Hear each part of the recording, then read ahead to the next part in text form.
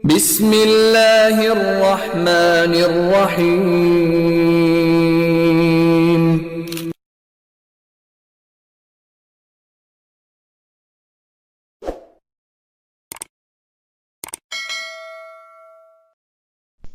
بسم الله الرحمن الرحيم. قال الإمام البخاري رحمة الله عليه ونفعنا بعلومه: فانطلقت به خديجة حتى أتت ورقة بن نوفل بن أسد بن عبد العزى ابن عم خديجة، وكان امرأ تنصر في الجاهلية، وكان يكتب الكتاب العبرانية، فيكتب من الإنجيل ما شاء الله أن يكتب، وكان شيخا كبيرا قد عمي. فقالت خديجة: يا ابن عمي، اسمع من ابن أخيك. فقال له ورقة: يا ابن أخي، ماذا ترى؟ فأخبره رسول الله صلى الله عليه وسلم خبر ما رأى. فقال له ورقة: هذا الناموس الذي نزل الله على موسى، يا ليتني فيها جذعا، ليتني أكون حيا إذ يخرجك قومك. فقال رسول الله صلى الله عليه وسلم: أو مخرجيهم؟ قال: نعم، لم يأت رجل قط بمثل ما جئت به إلا عوديا، وإن يدركني يومك أنصرك نصرا مؤزرا. ثم لم ينشب ورقة أن توفي وفتر الوحي. ബഹുമാനപ്പെട്ട ഖദീജ റളിയല്ലാഹു അൻഹ നബി സല്ലല്ലാഹു അലൈഹി വസല്ലമ തങ്ങളെ സമാധാനപ്പെടുത്തി നബി തങ്ങൾ ചെയ്തതായ നന്മകൾ ഓരോന്ന് എണ്ണി പറഞ്ഞു. നമ്മുടെ ഈ റിവായത്തിലുള്ളതല്ലാത്ത വേറെയും എണ്ണി പറഞ്ഞതായിട്ട് റിവായത്തിൽ വന്നിട്ടുണ്ട്. കല്ലാ വല്ലാഹി മാ യുഖ്സീക അല്ലാഹു അബദാ. അല്ലാഹു തആല തങ്ങളെ ഒരു കാരണവശാലും ഫളീഹത്തിലാക്കൂല, നിസ്സാരതയിലാക്കൂല, പരാജയത്തിലാക്കൂല എന്നെല്ലാം പറഞ്ഞ ശേഷം ഖദീജ റളിയല്ലാഹു അൻഹ പല റിവായത്തിലും വന്നതുപോലെ ഖദീജ ഈ വിവരവുമായി വറഖത്ത് ബിൻ നൗഫൽ എന്ന് പറയുന്ന മഹാൻ അവരുടെ അടുക്കലേക്ക് ചെന്നു. വിവരങ്ങളെല്ലാം പറഞ്ഞു. അതിൻ്റെ ശേഷമാണ് നബി സല്ലല്ലാഹു അലൈഹി വസല്ലമ തങ്ങളെയും കൂട്ടിപ്പോകുന്നത്. ആ പോകുന്ന ഘട്ടത്തിൽ നബി തങ്ങളോട് കൂടെ സിദ്ദീഖുൽ അക്ബർ റളിയല്ലാഹു അൻഹു കൂടെ ഉണ്ടായിരുന്നു എന്നും ഹദീസിൽ വന്നിട്ടുണ്ട്.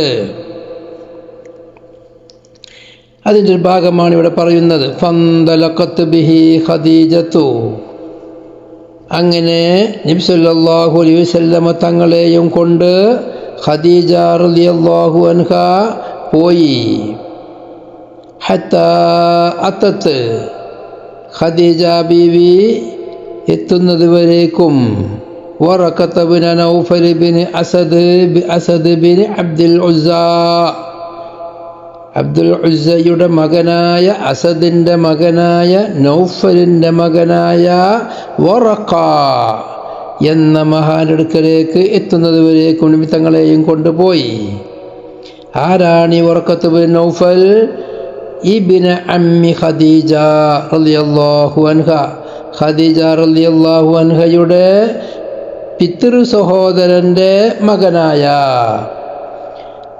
വകാന, വറഖത്തായിരുന്നു ഇംറഅൻ, ഒരു മനുഷ്യനായിരുന്നു. തനസ്വറ, അയാൾ നസ്രാനിയായിട്ടുണ്ട്. ഫിൽ ജാഹിലിയ കാലത്ത് നബി സല്ലല്ലാഹു അലൈഹി വസല്ലമ തങ്ങളുടെ ദഅവത്ത് തുടങ്ങുന്നതിൻ്റെ മുമ്പുള്ള കാലം, ആ കാലത്തിനേക്കാണ് ജാഹിലിയ. അതിന് ജാഹിലിയ എന്ന് പറയാനുള്ള കാരണം അന്ന് എന്തെല്ലാം അക്രമവും തമ്മാടിത്തരവും ദുർനടപടിയുമുണ്ടോ അതെല്ലാം ഉണ്ടായൊരു കാലം. നന്മകളായി കുറഞ്ഞ ആളുകളിൽ മാത്രമേ നന്മ ഉണ്ടായിരുന്നുള്ളൂ. ആ കാലത്തെ പറ്റിയാണ് അന്ധകാരത്തിൻ്റെ കാലം, ജാഹിലിയത്തിൻ്റെ കാലം, അജ്ഞതയുടെ കാലം എന്ന പേരിൽ അറിയപ്പെടുന്ന കാലം. അന്ന് നസ്രാണിയായ ഒരാളാണ്, മക്കക്കാരനാണ്, ഖദീജാബിൻ്റെ കുടുംബക്കാരനാണ്, ഖുറൈശിയാണ്. അദ്ദേഹം ഈ മക്കയിൽ വെച്ച് അവരുടെ അതിക്രമങ്ങൾ കണ്ട്,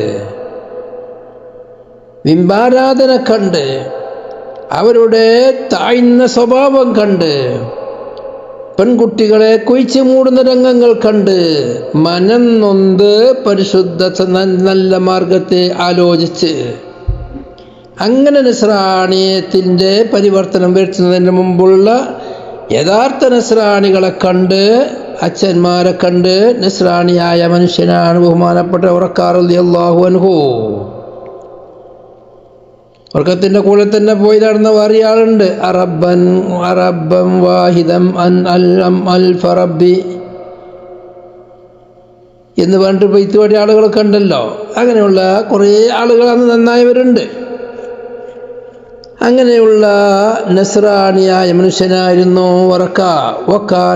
വറക്കത്തായിരുന്നു യക്തുബുൽ കിതാബൽ ഇബ്രാനിയ. അൽ കിതാബ് എന്ന കത്തബ യക്തുബു, കത്തുബം വ കിതാബ് എന്ന മസ്തറാണത്. യക്തുബു അവർ എഴുതുന്നവരായിരുന്നു, അൽ കിതാബൽ ഇബ്രാനിയ ഇബ്രാനി എഴുതുന്നവരായിരുന്നു. ബഹുമാനപ്പെട്ട ഇബ്രാഹിം നബി അലൈഹി ഇസ്ലാമിൻ്റെ ഭാഷയാണ് ഇബ്രാനി. ഇബ്രാനി എന്ന് പറയാനുള്ള കാരണം നമ്രൂദിനെ തൊട്ട് ഭയപ്പെട്ട് ഇബ്രാഹിം നബി അലൈഹി സ്വലാം യൂഫ്രട്ടീസ് നദി കടന്നു. ആ കടന്നതിൻ്റെ ശേഷം താൻ സംസാരിച്ച ഭാഷയായിരുന്നു. അതുകൊണ്ടാണ് ഇബ്ർ മുറിച്ച് കടക്കുക, നടത്തി കടക്കുക, അതിലേക്ക് സ്പീട്ട് ഇബ്രാനി എന്ന് പറയുന്നത്. ഇബ്രാഹിം നബി അലൈഹി സ്വലാമിൻ്റെ ഒരു വലിയ മുഅ്ജിസത്ത് എന്ന സംഭവം ഉണ്ട് അവിടെ. ഇബ്രാഹിം നബി അലൈഹി സ്വലാം യഥാർത്ഥത്തിൽ സുരിയാനി ഭാഷക്കാരനാണ്, ബാബിലോണിയയിലാണ്. സിറിയാനി ഭാഷയാണ്, സുരിയാനി ഭാഷയായിരുന്നു സംസാരിച്ചിരുന്നത്. അങ്ങനെ നമ്രൂദിനെ തൊട്ട് പിന്മാറി യൂഫ്രട്ടീസ് നദി കടന്നു പോകുമ്പോൾ നമ്രൂദ് ചാരന്മാരെ വിട്ടു. സുരിയാനി ഭാഷ സംസാരിക്കുന്ന ഒരാളെ നിങ്ങൾ വഴിയിൽ വെച്ച് കണ്ടാൽ അവനെ തിരിച്ചു കൊണ്ടുവരണം, അവനാണ് ഇബ്രാഹിം, അവനെ നമുക്ക് വെറുതെ വിട്ടുകൂടാ. അങ്ങനെ ചാരന്മാർ പിന്നിൽ കൂടി ഇബ്രാഹിം നബി അലൈഹി സ്വലാമിനെ പിടിച്ചു, അവരോട് സംസാരിപ്പിച്ചപ്പോൾ ഇബ്രാഹിം നബി അലൈഹി സ്വലാം സംസാരിച്ച ഭാഷ ഇബ്രാനിയാണ്. സുരിയാനി അവർക്ക് അറിയില്ല, സുരിയാനി സംസാരിക്കാൻ കഴിയുന്നില്ല. ആ ഒരവസ്ഥയിലായി. ആ ഒരു ഭാഷയാണ് ഇബ്രാനി. അതിനടുത്ത് ഇബ്രാഹിം നബി ഇബ്രാഹിം സംസാരിച്ചിട്ടൊന്നു എന്നല്ല, അവിടെ ഇബ്രാഹിം ഭാഷ കൊണ്ടേയുള്ള ഭാഷ തന്നെയാണ്. പക്ഷെ ഇബ്രാഹിം നബി അലൈഹി സ്വലാമിൻ്റെ അന്ന് മുതലാണ് ആ ഭാഷയ്ക്ക് ഈ പേര് വരുന്നത്, ഇബ്രാനി. അങ്ങനെ ഫയക്തോ അയാൾ ഇബ്രാനി ഭാഷയിൽ എഴുതുന്ന തർജ്ജമപ്പെടുത്തുന്നവരായിരുന്നു. ഇഞ്ചീലിൻ്റെ ഭാഷ സുരിയാനി ഭാഷയാണ്. ആ സുരിയാനി ഭാഷയിലുള്ള ഇഞ്ചീലിനെ ഇബ്രാനി ഭാഷയിലേക്ക് പരിവർത്തനം വരുത്തും. ഇപ്പം 3 ഭാഷ അവർക്ക് അറിയും. ഇബ്രാനിയും അറിയും, സുരിയാനിയും അറിയും, അറബിയും അറിയും.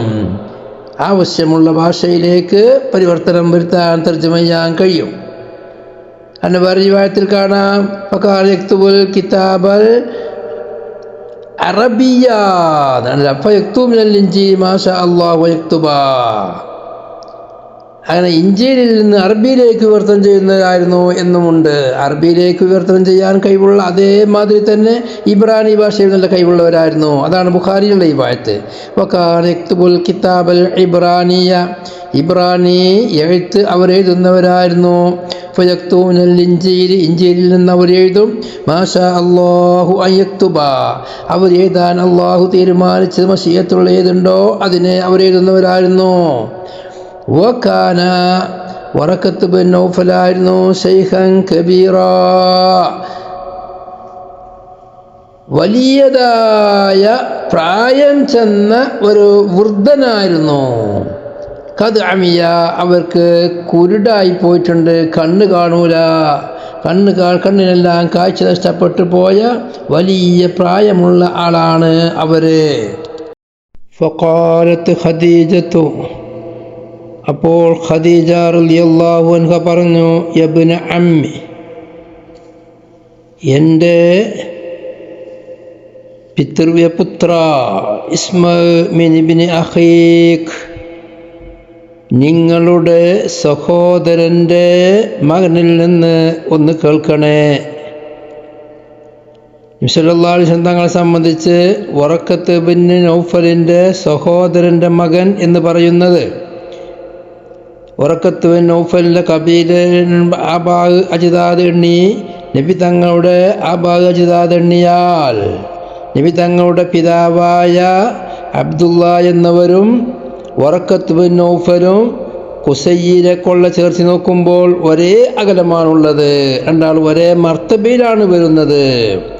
അപ്പോൾ അബ്ദുല്ലാഹി നബി സല്ലല്ലാഹു അലൈഹി വസല്ലമയുടെ പിതാവ് റളിയല്ലാഹു അൻഹു അവരും വറക്കത്ത് നൗഫലും ഒരേ സ്ഥാനമാകുമ്പോൾ ജ്യേഷ്ഠാനുജന്മാരുടെ സ്ഥാനത്ത് വരുമ്പോൾ നബി തങ്ങൾ ഇബ്നുൽ ലഖായി ഫഖാലഹു വറക്കത്തു അപ്പോൾ നബി തങ്ങളോട് വറക്കത്ത് പറഞ്ഞു യബ്ന അഖീ എൻ്റെ സഹോദരപുത്ര മാദാ തറാ എന്താണ് നീ കണ്ടത്? ഫഅഖ്ബറഹു റസൂലുള്ളാഹി സ്വല്ലല്ലാഹു അലൈഹി വസല്ലമ അപ്പോൾ നബി സല്ലല്ലാഹു അലൈഹി വസല്ലമ തങ്ങൾ വറക്കത്തിനോട് വിവരങ്ങളെല്ലാം പറഞ്ഞു ഖബറ മാ റഅ നബി തങ്ങൾ കണ്ടതിൻ്റെ ചരിത്രം മുഴുവനും പറഞ്ഞു.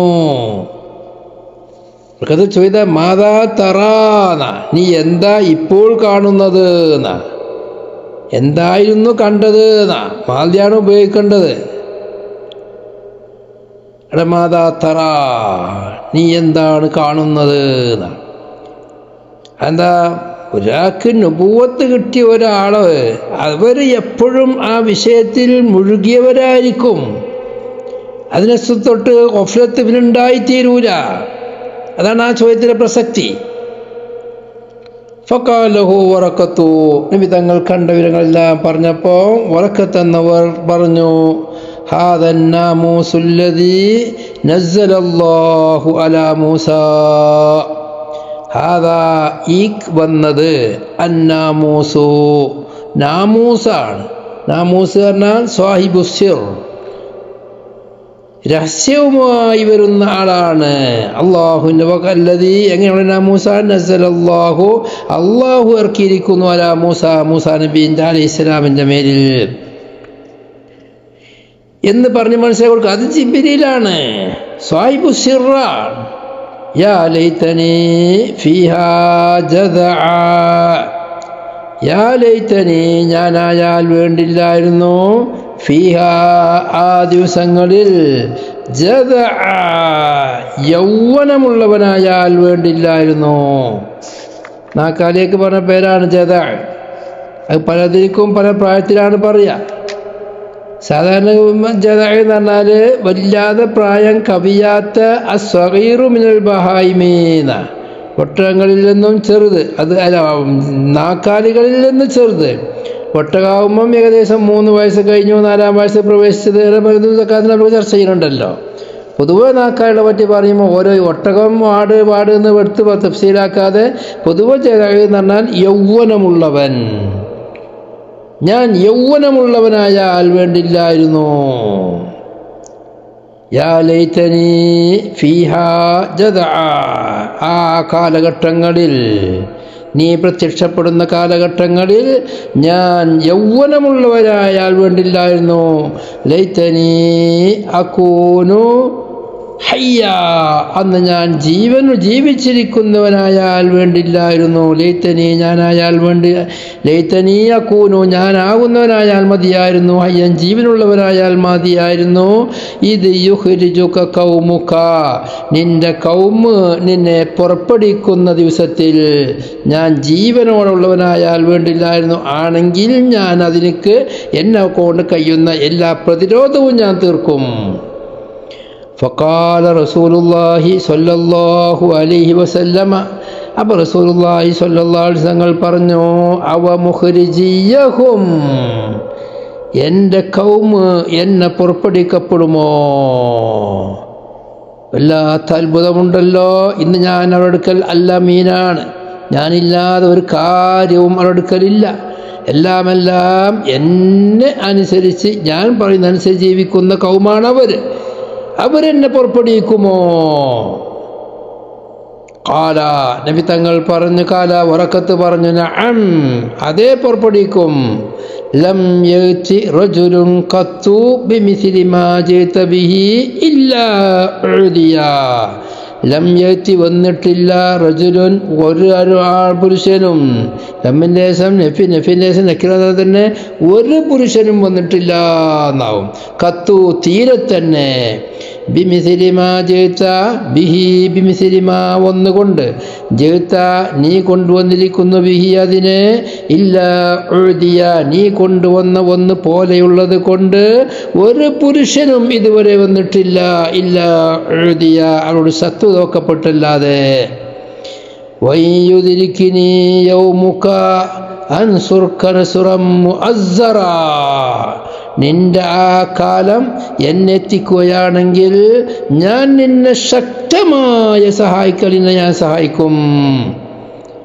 സുമ്മ ലം യൻശബ് വറക്കത്തു അൻ തൂഫിയ, പിന്നെ വറക്കത്ത് താമസം വിന വഫാത്തായിപ്പോയി.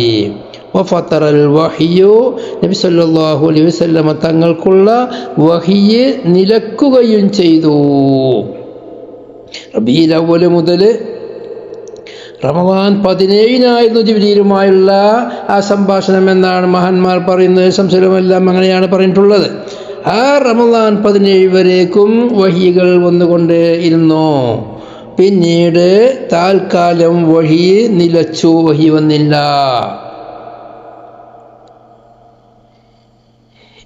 ഇതാണ് ഹദീസ്. ഈ ഹദീസിൽ ധാരാളം കാര്യങ്ങൾ മനസ്സിലാക്കേണ്ടതുണ്ട്. അതിൽ പ്രധാനപ്പെട്ട ഒന്നാണ്, ഈ ഹദീസ് റിപ്പോർട്ട് ചെയ്യുന്നത് ബഹുമാനപ്പെട്ട ഉമ്മുൽ മുഅ്മിനീൻ ആയിഷ റളിയല്ലാഹു അൻഹയാണ്. അവർ പറയാണ്, അവ്വലുമാ ബുദിയ ബിഹി റസൂലുള്ളാഹി സ്വല്ലല്ലാഹു അലൈഹി വസല്ലമ മിനൽ വഹി അർറുയ സ്വാലിഹ ഫിന്നൗം. അങ്ങനെയാണ് പറയാണ് ഹദീസ്. ഇവിടെ നാം ചിന്തിക്കേണ്ടത്, ഈ ഹദീസ് യഥാർത്ഥത്തിൽ മുർസലായ ഹദീസാണ്.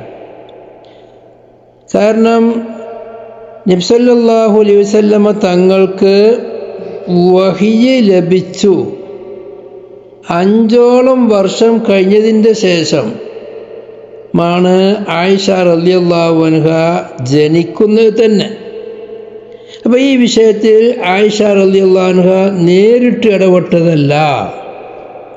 പിന്നെ ആയിഷ ബീവിക്ക് ഇത് എവിടുന്ന് കിട്ടി? അത് ഒന്നിരിക്കൽ അഷ്റഫുൽ ഖൽഖ് റസൂലുള്ളാഹി സ്വല്ലല്ലാഹു അലൈഹി വസല്ലം തങ്ങൾ ആയിഷ റളിയല്ലാഹു അൻഹക്ക് പറഞ്ഞു കൊടുത്തതാവണം. അല്ലെങ്കിൽ നബി തങ്ങൾ പറഞ്ഞു കൊടുത്തത് കേട്ട ആരെങ്കിലും ആയിഷ റളിയല്ലാഹു അൻഹ പറഞ്ഞു കൊടുത്തതാവണം. ഏതായാലും ആയിഷ റളിയല്ലാഹു അൻഹ ഈ ഹദീസിൽ എവിടുന്ന് ആയിഷ ബീവിക്ക് കിട്ടി എന്ന് പറയുന്നില്ല. അതുകൊണ്ട് തന്നെ ഈ ഹദീസിനെ സംബന്ധിച്ച് മുർസൽ എന്നാണ് പറയുക. അവിടെ നാം മുമ്പ് മുഖദ്ദിമയിൽ പറഞ്ഞിട്ടുണ്ട്, സ്വഹാബത്ത് ഒരു ഹദീസ് മുർസലാക്കി പറഞ്ഞാൽ, അതങ്ങനെ ഇബ്നു അബ്ബാസ് തങ്ങൾ ചില വിഷയങ്ങളെല്ലാം നേരിട്ട് പറയലുണ്ട്. അങ്ങനെ പല സ്വഹാബികളുമുണ്ട്. അവരെല്ലാം ചെറിയ കുട്ടികളായ കാലത്ത് അവർ ജനിക്കുന്നതിന് മുമ്പുണ്ടായ സംഭവങ്ങൾ അവർ ഉദ്ധരിക്കലുണ്ട്. അവർക്കത് എവിടുന്ന് കിട്ടി എന്ന് പറയാതെ. ആ പറയാതിരിക്കുന്ന ഹദീസുകൾ മുഴുവനും തെളിവിന് പറ്റുന്നതാണ്. കാരണം ജഹാലത്തു സ്വബിയ്യി ഗൈറു ഖാദിഹാ വജഹാലത്തു സ്വഹാബി ഗൈറു ഖാദിഹാ. സ്വഹാബി ആരാണ്? ഇവിടെ ഒന്നിരിക്കൽ സ്വഹാബിയാവണം വിട്ടുപോയത്, നബിയാണെങ്കിൽ പറയും വേണ്ട. അത് ആര് എന്നുള്ള പ്രശ്നമാക്കണ്ട. പറയുന്നത് ആയിഷ റളിയല്ലാഹു അൻഹയാണ്, സ്വഹാബിയാണ്. അതുകൊണ്ട് സ്വഹാബി പറഞ്ഞ ഒരഭിപ്രായ പ്രകാരം സ്വഹാബിയാണ് പറഞ്ഞത് എന്നുകൊണ്ട് നോക്കുമ്പോൾ ഫൽ ഹദീസു ഫീ ഹുക്മിൽ മുത്തസിലിൽ മുസ്നദി, ഹദീസ് മുസ്നദായ മുത്തസിലിൻ്റെ ഹുക്കുമിലാണ്, ഒരാൾക്കും സംശയമില്ല വിഷയത്തിൽ. അവിടെ അഭിപ്രായ വ്യത്യാസമുള്ളവരുണ്ട്. ഇങ്ങനെയായാൽ വ്യക്തമായി തിരിയാൻ ഞാൻ തെളിവിന് പറ്റുമോ പറ്റൂല എന്നൊക്കെ പറഞ്ഞിട്ടുണ്ട്. ബഹുമാനപ്പെട്ട നബി ഇമാം പറഞ്ഞത് അതെല്ലാം തെറ്റാണ് എന്നാ. ഈ വിഷയത്തിൽ ചർച്ചയ്ക്ക് വിധേയമാക്കി ആയിഷ ബീവിക്ക് ഹദീസ് എവിടുന്ന് കിട്ടി, അല്ലെങ്കിൽ ഇതുപോലുള്ള ഹദീസിൽ ഇബ്നു അബ്ബാസ് തങ്ങൾക്ക് എവിടുന്ന് കിട്ടി, ഇബ്നു ഉമർ തങ്ങൾക്ക് എവിടുന്ന് കിട്ടി എന്ന് ചർച്ചയാക്കുന്നത് തന്നെ തെറ്റാണ്. കാരണം സ്വഹാബി ഒരു കാര്യം പറയുമ്പോൾ അവർ കുല്ലുദൂലായത് കൊണ്ടില്ലാത്തൊരു കാര്യം അവർ പറയില്ല. അത് മനസ്സിലാക്കേണ്ട ഒരു പോയിൻ്റാണ്. അതുപോലെ തന്നെ ഇവിടെ ധാരാളം ചർച്ച ചെയ്യപ്പെടേണ്ട വിഷയങ്ങളുണ്ട്. അതിൽപ്പെട്ട പ്രധാന വിഷയമാണ് ലഖദ് ഖശീതു അലാ നഫ്സി, എൻ്റെ നഫ്സിൻ്റെ മേൽ ഞാൻ ഭയപ്പെട്ടു. ആ ഭയപ്പാട് എന്താണ്? നബി സല്ലല്ലാഹു അലൈഹി വസല്ലം തങ്ങൾ പേടിച്ച് വിറച്ച് കൊണ്ടുവന്നു. എന്നിട്ട് ജമ്മിലൂനി എന്ന് പറഞ്ഞ് പൊത്പിട്ട് മൂടി. ഇതെല്ലാം എന്തിനായിരുന്നു? ആ പേടി എന്ത് പേടിയാണ്? നബി സല്ലല്ലാഹു അലൈഹി വസല്ലം തങ്ങളുടെ അടുക്കലേക്ക് ജിബ്രീൽ വരുന്നത് അറിയാത്തത് കൊണ്ടോ? നബിയായത് നബി തങ്ങൾ അറിഞ്ഞില്ല എന്ന് പറയാൻ പറ്റുമോ? കാരണം 5-6 മാസം മുമ്പ് നബി തങ്ങൾ നബിയായതല്ലേ. സ്വപ്നത്തിൽ കൂടെ നബി തങ്ങൾക്ക് നബുവത്ത് ലഭിച്ചിട്ടുണ്ട്.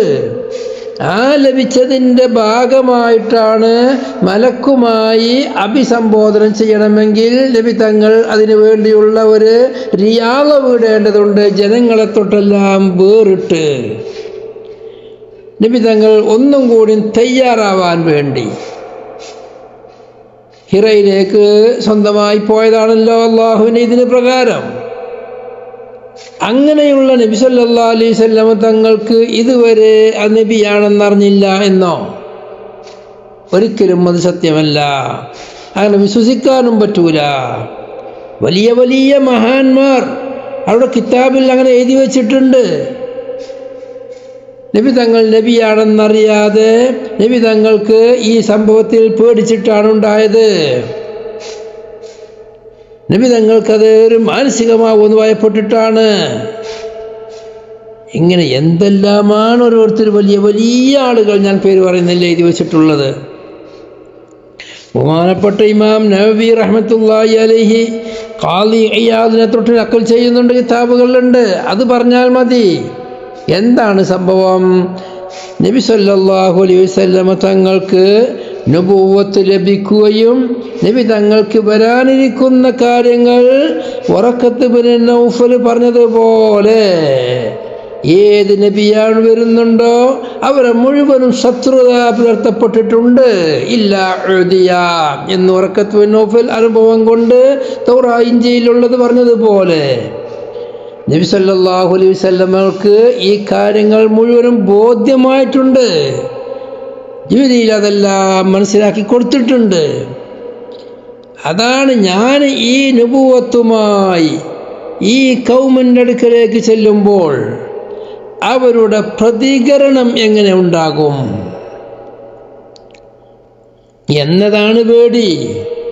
എനിക്ക് ഈ തബ്ലീഗ് ചെയ്യാൻ അള്ളാഹുവിൻ്റെ ദഅവത്ത് അള്ളാഹു തആല കൽപ്പിച്ചതുപോലെയുള്ള ഈ നബുവത്ത് അത് ജനങ്ങളിലേക്ക് എത്തിച്ചു കൊടുക്കാൻ കഴിയില്ലേ എന്നുള്ള ഭയം, അത് വല്ലാത്തൊരു ഭയമാണ്.